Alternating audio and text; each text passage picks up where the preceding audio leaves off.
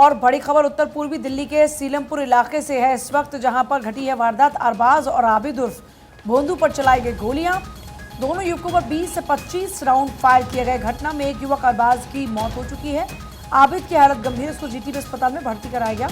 Police ने मामला दर्ज कर मामले पर जांच शुरू कर दी है। एक की मौत, एक अस्पताल में भर्ती। मामला पूर्वी दिल्ली का है। घटना में एक शख्स की जान जा चुकी है। आबिद को गंभीर हालत में भर्ती कराया गया और जीटीबी हॉस्पिटल में इनको रेफर किया गया। दिल्ली के सीलमपुर इलाके की पूरी वारदात है, जहां पर गोलियां चली हैं और कोई एक आध गोलियां नहीं बल्कि लगातार कई राउंड फायर किए गए। 20 से 25 राउंड फायर किए गए। दोनों युवकों पर 20 से 25 राउंड फायर किए गए। घटना में एक युवक अरबाज की मौत, आबिद को गंभीर हालत में कराया गया भर्ती।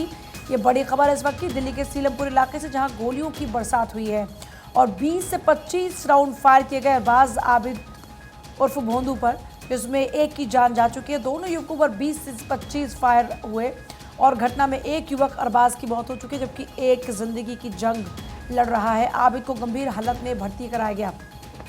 दिल्ली के सीलमपुर इलाके से ये सनसनीखेज वारदात, जहां पर जाहिर तौर पर इतनी गोलियां चलने के बाद इलाके में इस वक्त दहशत है। 20 से 25 राउंड फायर में एक की मौत हो गई, जबकि एक गंभीर रूप से घायल, इसका अस्पताल में इलाज चल रहा है। घटना में युवक अरबाज की मौत हुई है, एक की मौत, एक अस्पताल में भर्ती। दिल्ली के सीलमपुर इलाके की यह वारदात। तो ये देखिए, गोलियों की तड़तड़ाहट से दिल्ली गूंज उठी, ये बड़ी जानकारी है। सीलमपुर में 2 लोगों पर ताबड़तोड़ फायरिंग यहां पर की गई, जिसमें एक की मौत हो गई है, एक अस्पताल में भर्ती है जहां पर इलाज चल रहा है। घटना में एक युवक जिसकी मौत हुई है उसका नाम अरबाज है। आबिद को गंभीर हालत में अस्पताल में भर्ती कराया है, वहां पर इलाज चल रहा है। और इस पूरे मामले में फिलहाल पुलिस छानबीन कर रही है, पूछताछ कर रही है, आखिर क्या कुछ वजह रही अरबाज और आबिद पर गोली यहां पर चलाई गई।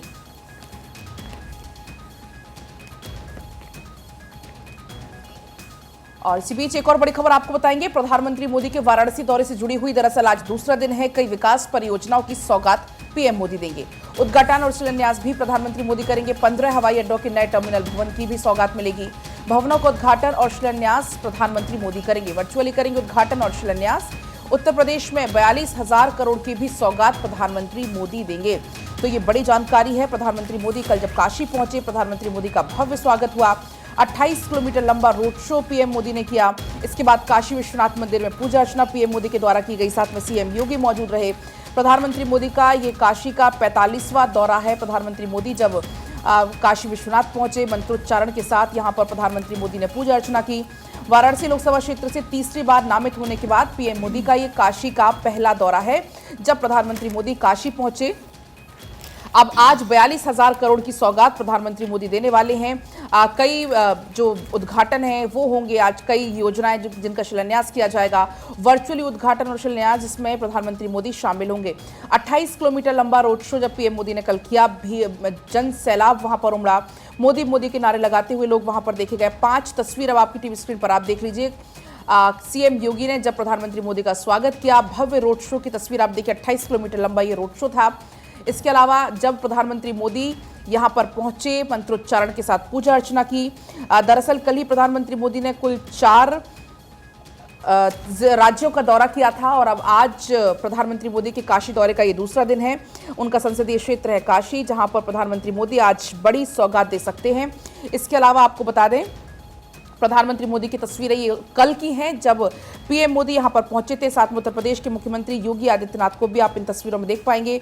पीएम मोदी के दौरे से पहले कार्यकर्ताओं ने यहां पर जमकर हर हर महादेव के जयकारे भी लगाए। साथ ही यहां पर पुख्ता तैयारियां प्रधानमंत्री मोदी के दौरे को देखते हुए की गई। पीएम मोदी ने शयन आरती में भी हिस्सा लिया, उसकी तस्वीर भी आपकी टीवी स्क्रीन पर आप देख सकते हैं। शयन आरती के दौरान प्रधानमंत्री मोदी के लिए मंदिर में विशेष पूजा भी कराई गई और चुनाव में जीत का आशीर्वाद भी प्रधानमंत्री मोदी के द्वारा यहाँ पर मांगा गया है। आप पूरे शहर में, पूरे काशी में पोस्टर भी लगाए गए थे प्रधानमंत्री मोदी के स्वागत के लिए। बिल्कुल पलक, और देखिए ये तस्वीरें बता रही कि प्रधानमंत्री नरेंद्र मोदी जब काशी पहुंचे तो किस तरह से उनका भव्य स्वागत हुआ। एयरपोर्ट से विश्वनाथ धाम तक 30 किलोमीटर गुलाब और गुलाल से पीएम का स्वागत किया गया। ये 5 अलग अलग तस्वीर और तस्वीरों के जरिए देखिए प्रधानमंत्री मोदी अपने संसदीय क्षेत्र में मौजूद हैं। कई बड़ी सौगात जो है आज काशी वासी को प्रधानमंत्री नरेंद्र मोदी देते हुए नजर आने वाले हैं। बढ़ते खबरों में आगे बात कोलकाता की। कोलकाता में आज टीएमसी की बड़ी रैली होने वाली है और इस रैली में सीएम ममता बनर्जी मौजूद रहेंगी। ब्रिगेड मैदान में सीएम ममता बनर्जी की ये बड़ी रैली होगी। टीएमसी उम्मीदवारों का कर सकती है ऐलान। तो देखिए, बड़ी जानकारी आपको दे रहे, कोलकाता में सीएम ममता बनर्जी की बड़ी रैली होने वाली है और लोकसभा चुनाव के लिए हो सकता है उम्मीदवारों का ऐलान। ब्रिगेड मैदान में रैली करती हुई ममता बनर्जी आज नजर आने वाली है। प्रीति, बिल्कुल, तो कोलकाता में सीएम ममता की बड़ी रैली होनी है और ऐसे में आपको बता दें कि पश्चिम बंगाल की ममता सरकार का बड़ा फैसला क्या है, ज़रा ये भी आप सुन लीजिए किस तरीके से एक तरफ ब्रिगेड मैदान में सीएम ममता बनर्जी की तरफ से रैली की जानी है और दूसरी तरफ ये माना जा रहा है कि रामनवमी पर सार्वजनिक छुट्टी का ऐलान। दरअसल पश्चिम बंगाल में पहली बार रामनवमी पर सार्वजनिक छुट्टी। तो देखिए, दूसरी तरफ टीएमसी उम्मीदवारों का भी वो ऐलान कर सकती है। रंजना, आपके पास कुछ जानकारी? बिल्कुल, देखिए सभी 42 सीटें जीतेंगी टीएमसी का ऐसा बयान सामने आया था और आज ब्रिगेड मैदान में ये ममता बनर्जी की बड़ी रैली होने जा रही है और रैली के जरिए पार्टी सुप्रीमो ममता बनर्जी समर्थकों को एकजुट करने की कोशिश करती हुई नजर आएंगी। तो देखिए, किसानों का रेल रोको आंदोलन आज होना है। ऐसे में किसान नेता जगजीत सिंह ढल्लेवाल का दावा सामने आया है। कई राज्यों में दिखेगा किसान आंदोलन का असर। आज 4 घंटे के लिए रोकी जाएगी ट्रेन। यूपी, बिहार, केरल, मध्य प्रदेश, कर्नाटक, तमिलनाडु और आंध्र प्रदेश में भी आंदोलन का असर नजर आने वाला है। तो देखिए, कहाँ पर जो रेल है वो रोकी जाएगी। आपको बताया 4 घंटे के लिए रेल रोकी जाएगी, लेकिन इसी के साथ असर इस आंदोलन का अब बाकी राज्यों में भी नजर आ रहा है। सिर्फ पंजाब, हरियाणा तक ये आंदोलन सीमित नहीं रह गया है। किसान नेता जगजीत सिंह ढल्लेवाल का बड़ा दावा कि कई राज्यों में इस आंदोलन का असर अब नजर आएगा और आज 4 घंटे के लिए ट्रेन को रोकी जाएगी। यूपी, बिहार समेत कई राज्य हैं जहां पर इसका सीधा असर दिखेगा, क्योंकि जो वहां के किसान हैं वो भी इस आंदोलन को सपोर्ट कर रहे हैं। ऐसे में किसानों का रेल रोको आंदोलन आज है। इससे पहले दिल्ली कूच की कोशिश किसानों की तरफ से की गई।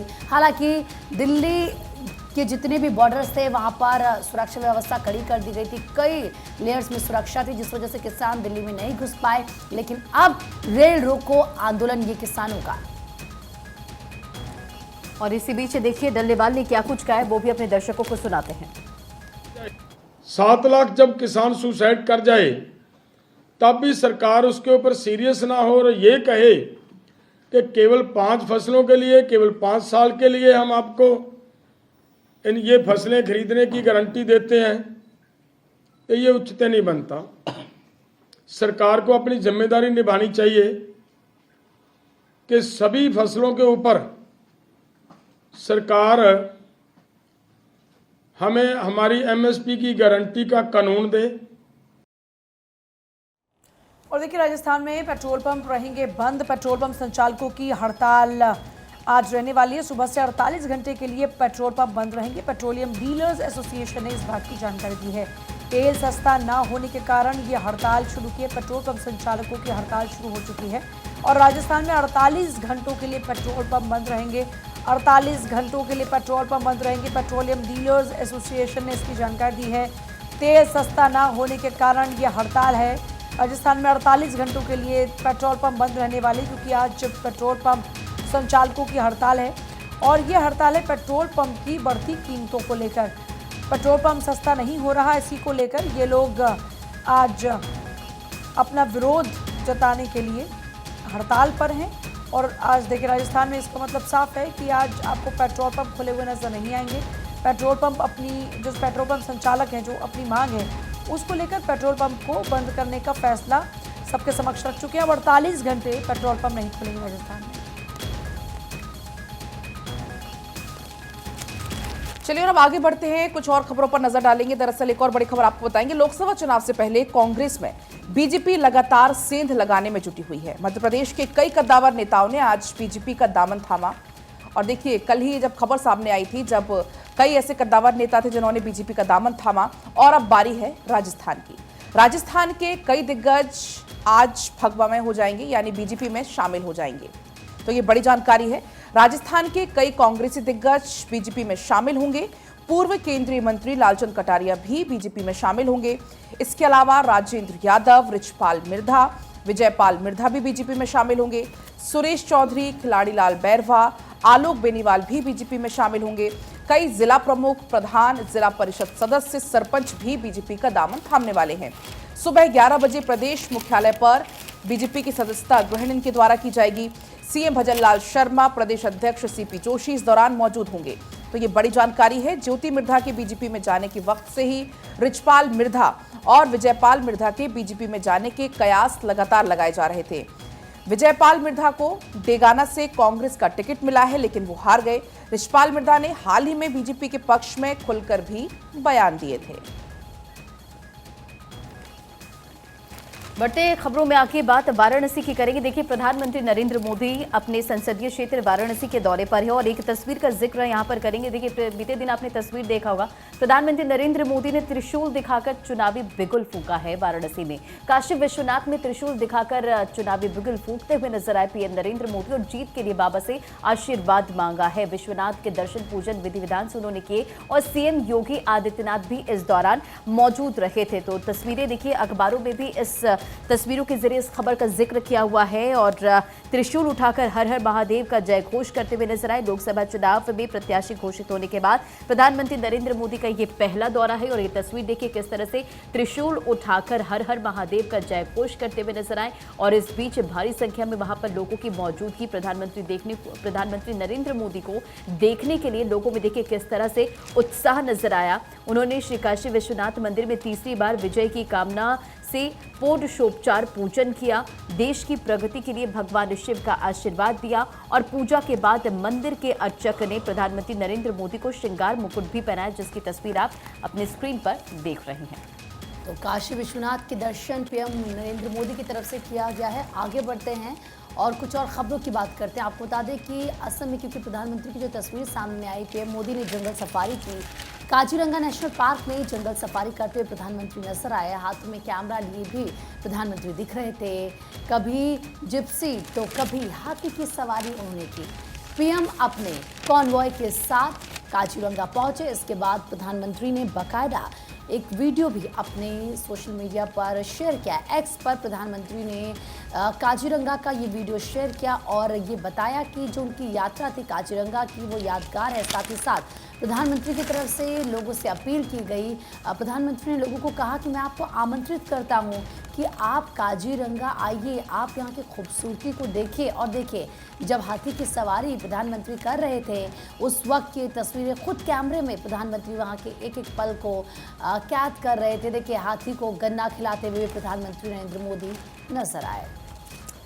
देखिए, बिल्कुल, और फ्रंट पेज पर मुझे लगता है कि हर अखबार में होगा। मेरे पास हिंदुस्तान है, हिंदुस्तान में फ्रंट पेज पर ही प्रधानमंत्री मोदी की यह तस्वीर है जिसमें वो जंगल सफारी करते हुए नजर आ रहे हैं ओपन जीप में। चलिए आगे बढ़ते, बात होगी सिलीगुड़ी की, जहाँ पर पीएम मोदी ने साधा विपक्ष पर हमला। टीएमसी वालों को भतीजे की चिंता है, पीएम मोदी ने तंज कसा। कांग्रेस वालों को शाही परिवार के बेटे बेटियों की, क्या यह आपकी परवाह करेंगे? क्योंकि देखिए, पीएम मोदी ने हमला बोलते हुए कहा कि जिनको अपने परिवार की चिंता है, जो परिवारवादी पार्टियां हैं, वो आपका भला कैसे करेंगी? और आप देखिए, एक बात ज़रा अगर आप गौर करेंगे तो आपको समझाएगा कि बार बार पीएम मोदी जिस भी राज्य में जा रहे हैं वहाँ पर कांग्रेस के परिवारवाद का, या फिर चाहे लालू यादव की पार्टी के परिवारवाद का जिक्र करें, अखिलेश की पार्टी के परिवारवाद का जिक्र करें, विपक्षी पार्टियों के परिवारवाद का जिक्र कर लगातार वो घेर रहे हैं। उन्होंने क्या कुछ कहा इस मौके पर, एक बार सुन लीजिए। ये टीएमसी कांग्रेस लेफ्ट का इंडी गठबंधन भी तो यही करता है। टीएमसी वालों को भतीजे की चिंता है, कांग्रेस वालों को अपने शाही परिवार के बेटे बेटी को आगे बढ़ाना है, लेफ्ट वालों को इन दोनों के साथ तालमेल बनाए रखना है ताकि उसकी भी गाड़ी चलती रहे। इन लोगों को आपके बच्चों की परवाह नहीं है। आपके बच्चों के भविष्य की चिंता करने वाला अगर कोई है तो मोदी है, बीजेपी है, एनडीए का गठबंधन है।